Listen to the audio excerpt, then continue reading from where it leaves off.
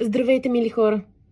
Включвам се по повод една прекрасна кампания "Да за живот" на Министерство на здравеопазването. Знам, че много от вас са чували за тази кампания. Също така знам, че темата е много деликатна.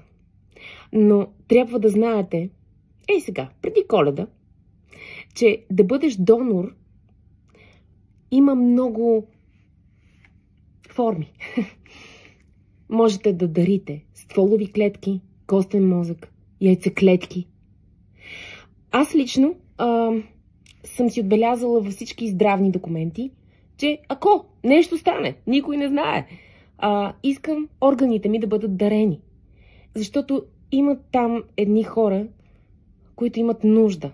Имат нужда от нас. Помислете за това. Донорството е живот. Светли празници!